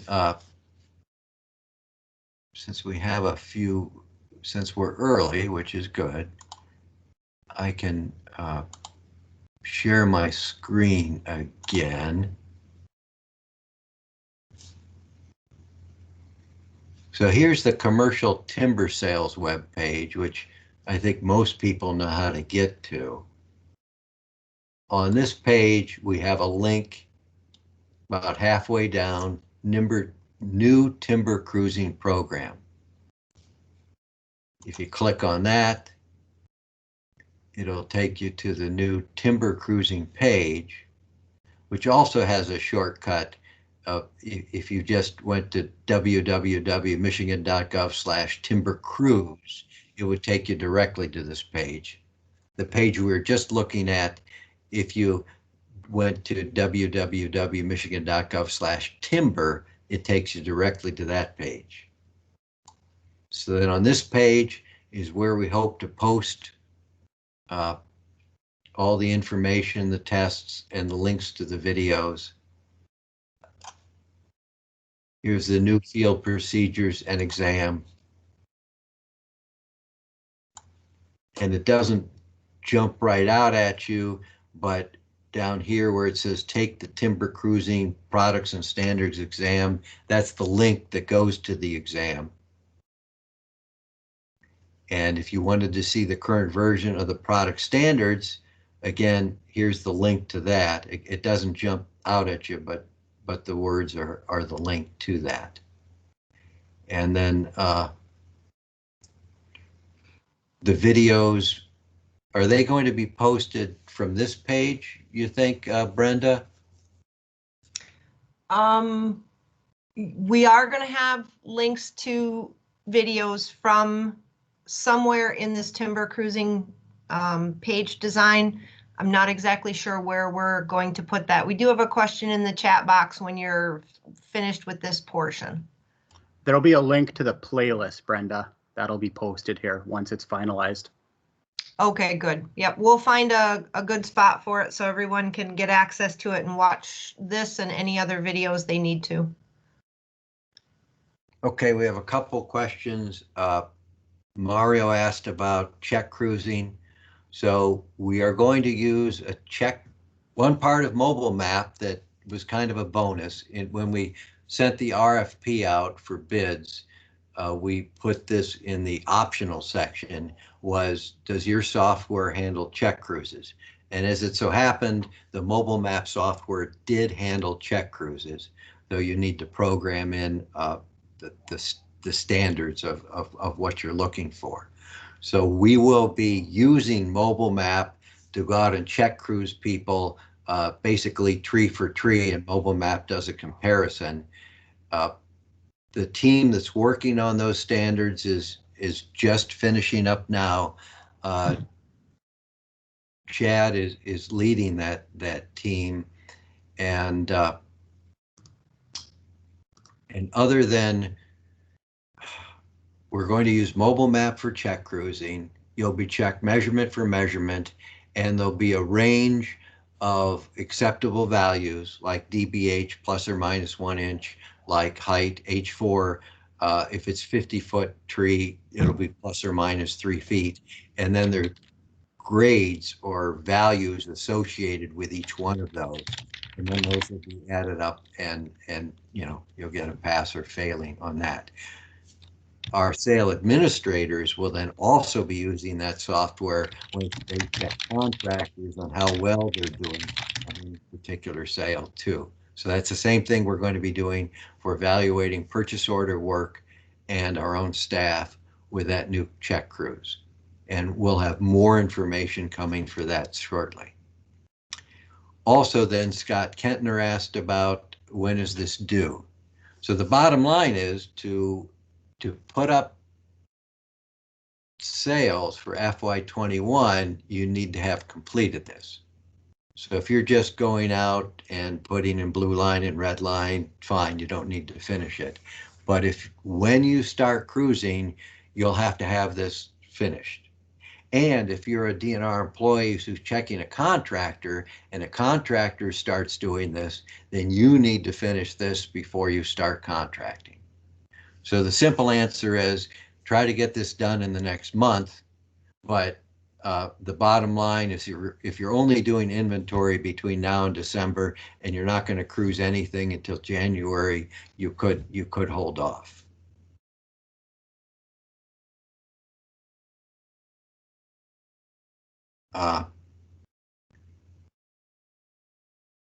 Okay, so Patrick Cotant says that October 14th, the field site by Waters will be ready to go. Or is that a question or a statement?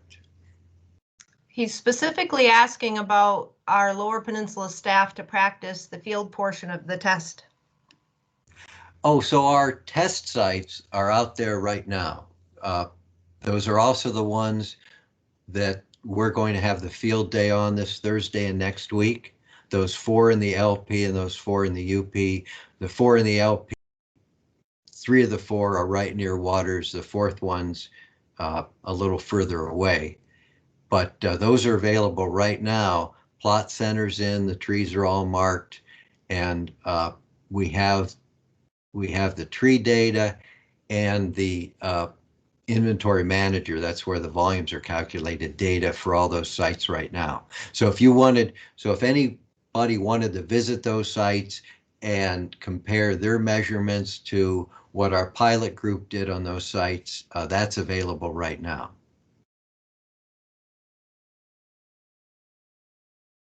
And to answer Jason Middlestat, yes, FRD staff need to be done with all this before they check any of the contractors.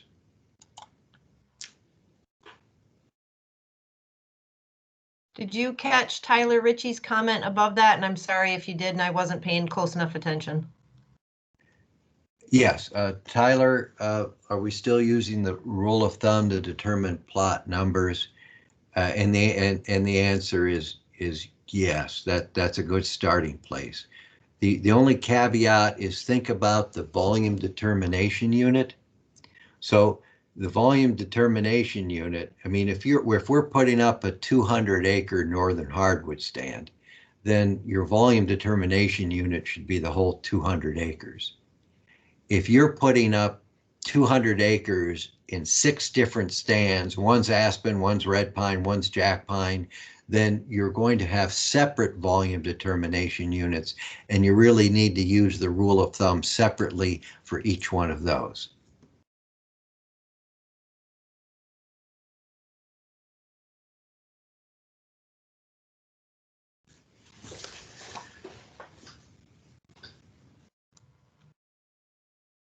I will put both my email, this is Brenda, I will put my email address and Doug's email address in the chat box for any of our external private industry, private sector foresters that are joining us today. If you need them, you can access them that way.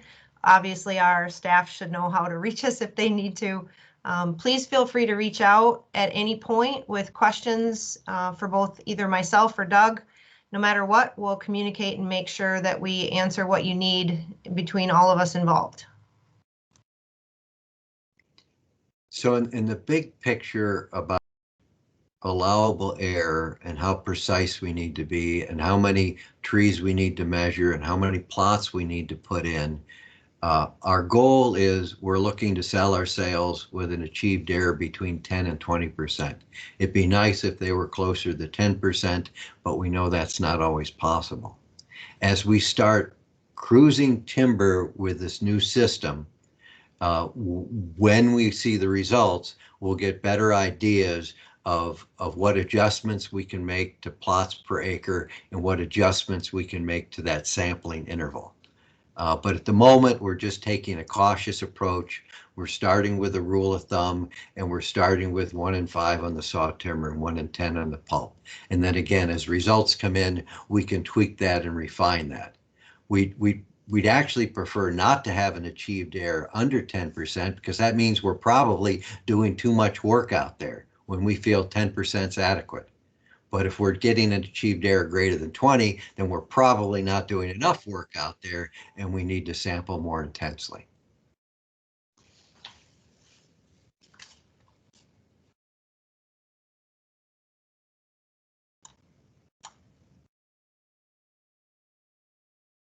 Okay, and Derek had a question about inventory.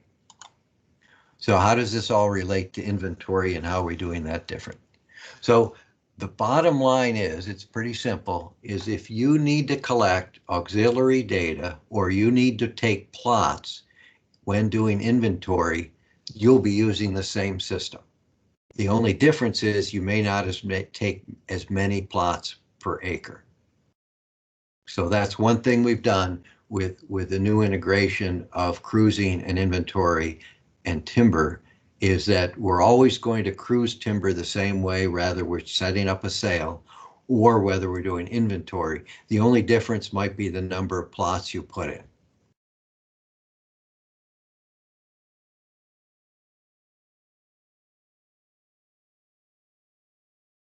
Okay, Dale was wondering about the 1 in 10 and 1 in 5 on the sampling interval. It's over the entire VDU. So if you're measuring every 10th pulp tree, it's every 10th pulp tree across the whole stand. So if on point 1, you'll always measure the first tree of that category. So if you're just doing 1 in 10 on pulp and 1 in 5 on saw, you'll measure your first pulp tree and your first saw tree.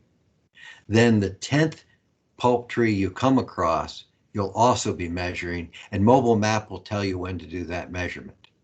So if there's only 6 pulp trees on point 1, you'll only measure that first one, tree 1, because tree 10 may not come to plot 2 or plot 3. And to add a little more intelligence to mobile map, it just doesn't look for the 10th tree. It randomly looks at the next 10 trees and picks one of those to measure, and it beeps and gives you an indication that that's a measure tree. So you measure the first pulp tree, and then your next measure tree could be any tree from tree 2 to tree 11. And that might be on plot 1, it might be on plot 2, and it might be on plot 3. And Pat says, how will you know the accuracy? You'll collect the data in Inventory Manager. Inventory Manager will have some information about the variability based on basal area. But then when you export the data to Inventory Manager, you'll run a cruise report, and that's where you'll see your errors and your accuracy. They show up in the Inventory Manager cruise report. And Jennifer, what was your question? You could either go off mute or you could type it, either one.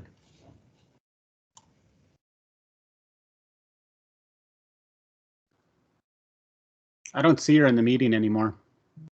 Oh, she got mad and left? Maybe. Okay.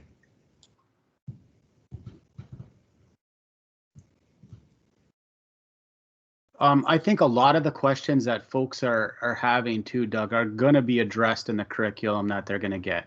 As far as the error and a lot of these questions I'm seeing are addressed in the curriculum. Yeah, and reinforce that, you know, for all of our staff that are involved here with us today, keep in mind you do have trainers that have been through this process with us for a solid year now, or at least going on a solid year. You will have access to people you can ask questions of, either within your own unit or very close to your unit. We will make those people available to you to reach out to for comfort and for questions in terms of just feeling better about this process. We realize it is a lot for everyone to take on. So don't panic. We aren't going to leave anybody hanging. And if we do, somebody better get on the phone with somebody else.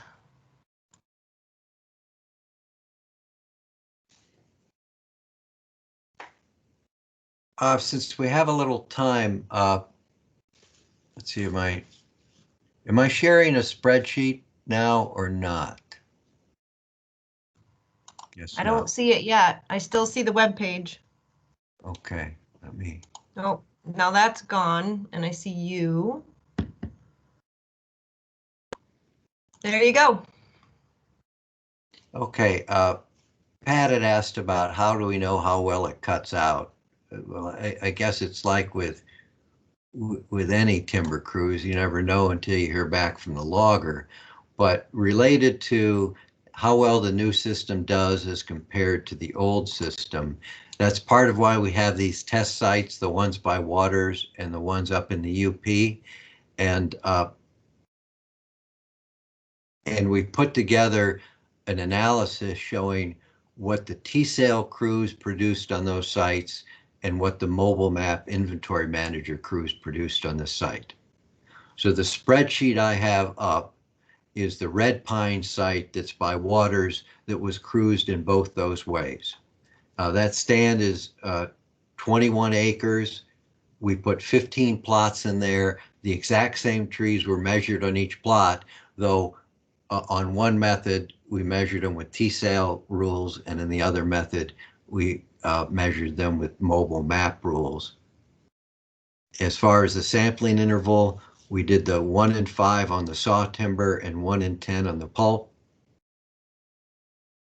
And in T-Sale, in this case, we also looked at what the difference was from going to an 8-inch top to a 10-inch top, because our new standard is going to be a 10-inch top. So here are the results.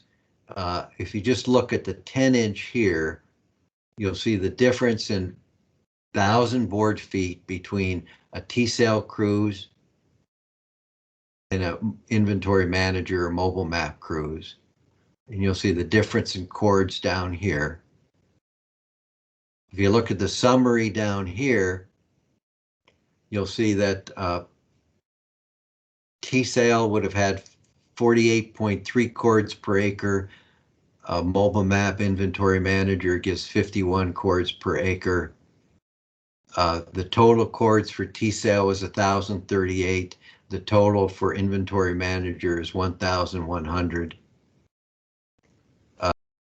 Error on T-Sale was 15%. The achieved error on mobile map inventory manager was 13%.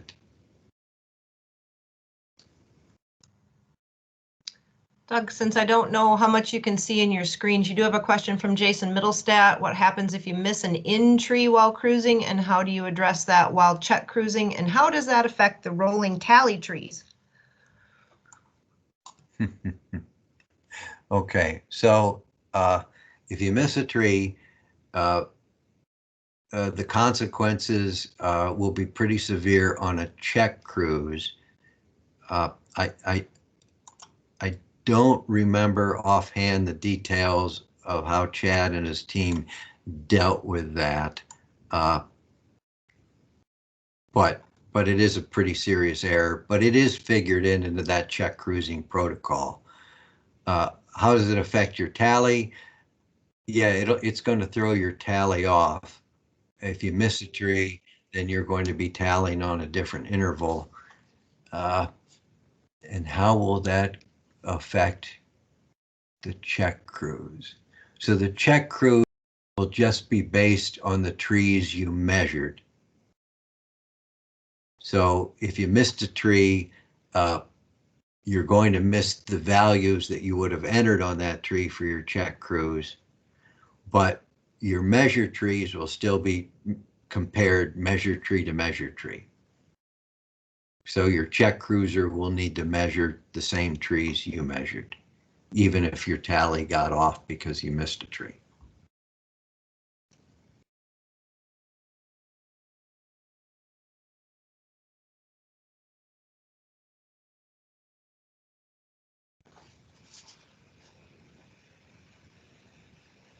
Okay, any other questions?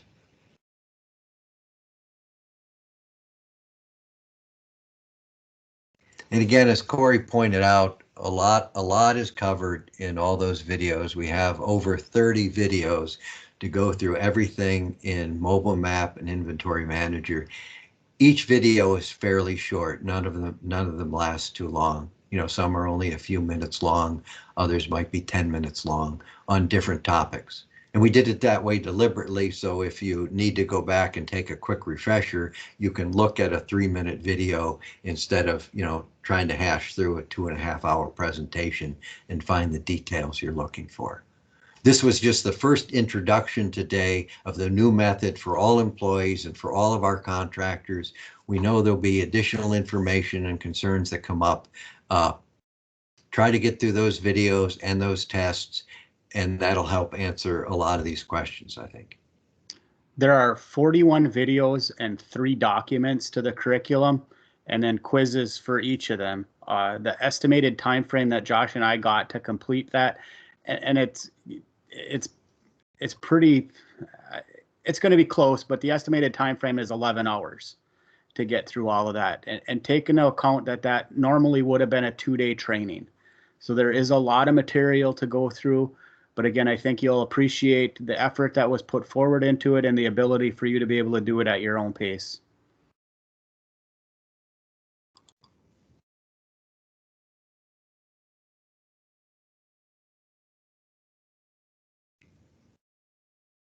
Well, okay, I don't see any other questions come up in chat. I don't see any other hands raised. So it looks like we've exhausted people for today. Oh, there is a code for Sigma. Good question, Dale. It's the technology code. Do you want me to give it, Doug? Yeah, Luann even sent us a note to remind us to do it. Yep, Thanks. it's 7. It's the number 7, capital I, the number 601. 7, capital I, 601 is your time code for this, for those of us that are state employees.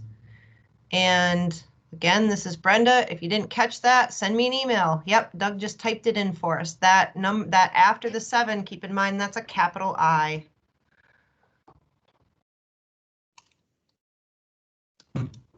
Yeah, so this all this new cruise for those in the DNR was funded through technology money. We still have technology money available. It's in the pot. Luann wants to make sure we charge all this to technology.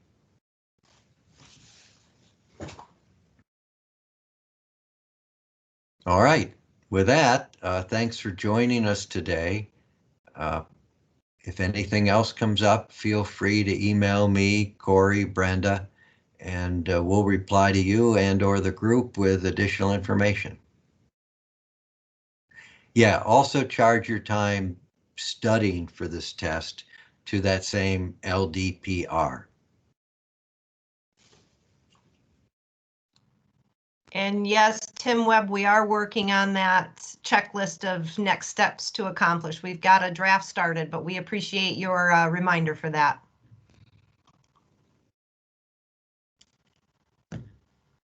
Okay, we'll see everybody, and good luck with the new cruising.